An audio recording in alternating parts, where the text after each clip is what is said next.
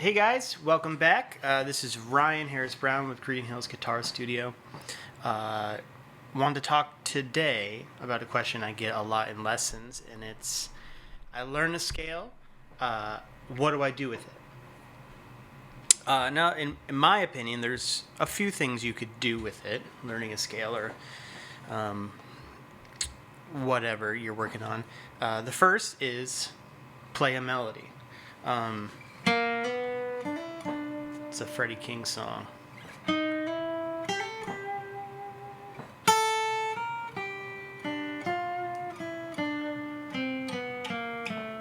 That's a melody, right? The second thing you could do is improvise, play a solo. Freddie King, that song is in the key of G, so what if I used G major pentatonic?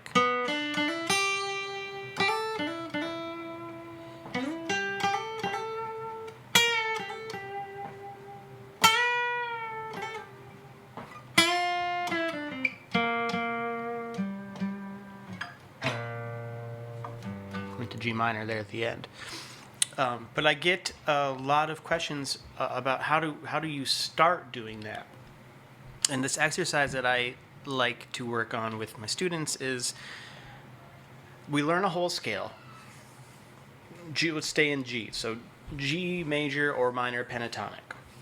And then I say to them, I'm going to give you two strings, let's say E and B. What are your available notes in that scale, in that position that we've been working on? G major, we would have these notes. Just in that one spot, 4 notes. G minor, we would have this.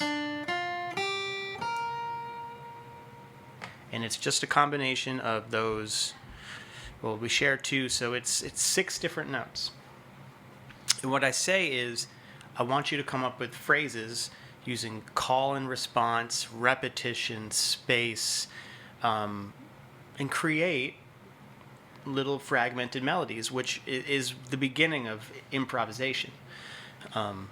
So, for example, if my rhythm guitar player was going something like,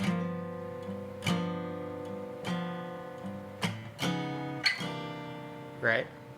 I might do something like this, just with those 2 strings.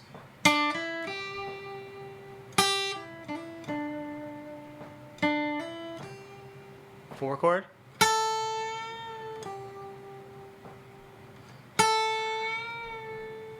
Bending into that note there.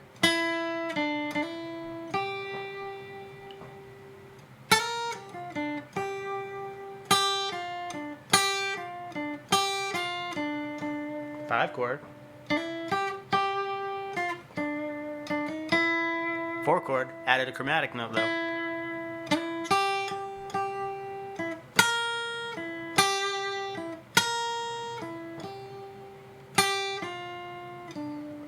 Right? And that to me, first of all, I'm limiting myself. That to me is a great entry level way to think about improvisation. You're not, your mind isn't focused on all the notes you're not playing. You have so few notes to really work with that it becomes easier just to listen and not worry about touching all these other notes. You don't need to touch every note in a scale or a position to play to improv or to play a great solo. What you need to do is be lyrical. You need to think of the human voice, and because that's all an instrument is trying to reproduce, is what a human voice can do. And they're not technically, they're not going to go.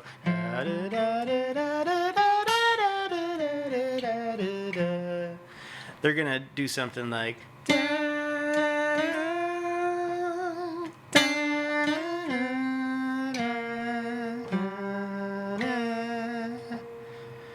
Music, not scales. So you could take the limitations to other strings and other positions. Like, for example, to go to strings 2 and 3, you'd have in the G minor or G major thing, you would have for major or for minor.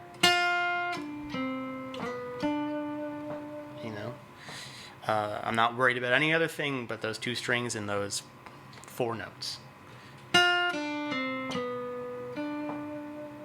You know, this is a great way to discover what combinations of notes in different positions or scale fingerings generate music, you know? And don't worry about what you're doing. Just know that you're playing from a certain scale, you're limiting yourself to certain strings. Analyze it later. You know, a lot of my students they want to know everything about what's happening in relation to the music. But I think a more rewarding thing first would be to just play a little bit of it. Because we could talk theoretically forever about what you're playing. But yeah, that's kind of what it came up a few times over the past couple of weeks, and just wanted to address it here. Thanks for tuning in. We'll be back soon with some more videos.